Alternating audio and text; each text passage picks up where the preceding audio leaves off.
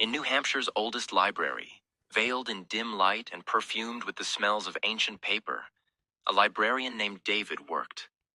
Every day he walked the long rows of shelves, palms down on the dusty spines of books. It was a world of ancient stories, guarded by old walls that seemed to remember everything. Stands protected many volumes, but among them one book never uttered a whisper or a rustle. No one had touched it in decades. David was a man who loved silence and order.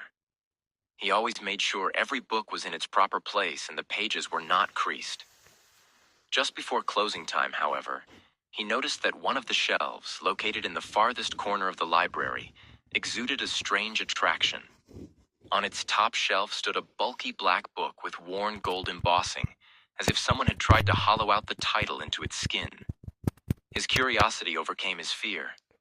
David reached for the book, and suddenly a sense of unease hung in the air. It was as if the library had caught its breath and its walls froze in anticipation. He carefully removed the book and, opening it carefully, was amazed to see that its pages were not just dusty or yellowed with age. They were covered with strange, blackened symbols that seemed alive. With each page he turned, images came into his mind. Dark rituals, dark secrets, urban legends of abandoned places and insane cults. David was immersed in these descriptions and didn't notice the world around him begin to blur, losing its boundaries. On a page depicting mysterious rituals, he noticed a spell written in blood-red ink. Terror slowly sprouted inside him. David knew that constantly with his job, he couldn't just ignore the summons. It was against the rules. He struggled internally, but curiosity proved stronger. Suddenly, the library was filled with a groan, as if its walls sighed with him.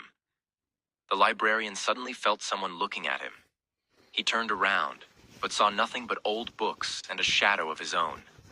However, at some point, he caught a slight chill flowing from the book, as if it was alive. Suddenly, many images flashed through his mind. Sacrifices, angry deities, and mad sorcerers summoning darkness. He closed the book, but it didn't help. The images wouldn't go away.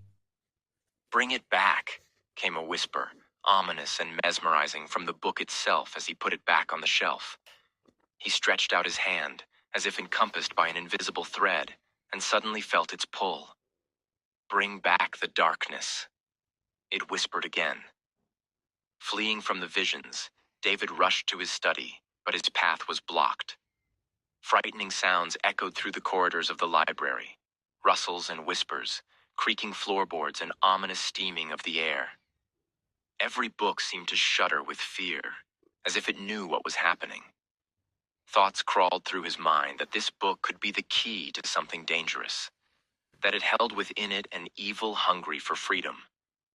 Despite his paranoia and fear, he returned to the book, hoping that he could confront what it held. Opening it again, he found that the symbols had begun to glow with a dim fire, and goosebumps ran across his skin. A voice rumbled inside him, whispering of the power he could gain if only he dared to speak one of the spells aloud.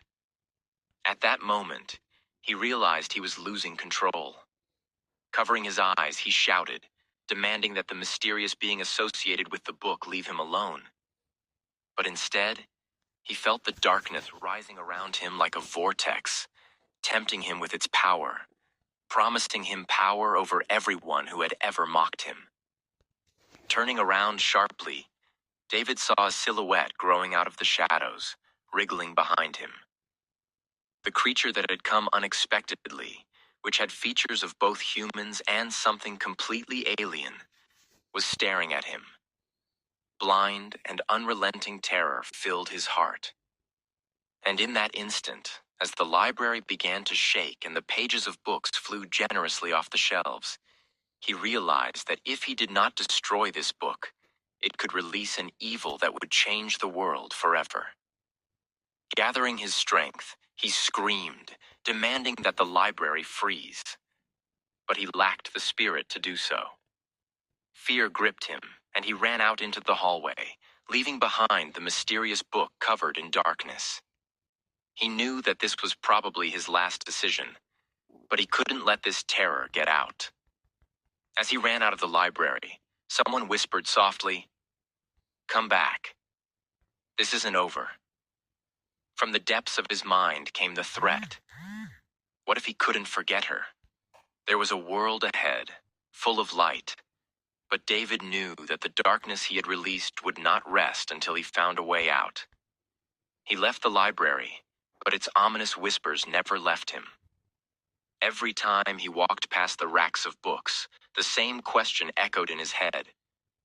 When will you be back?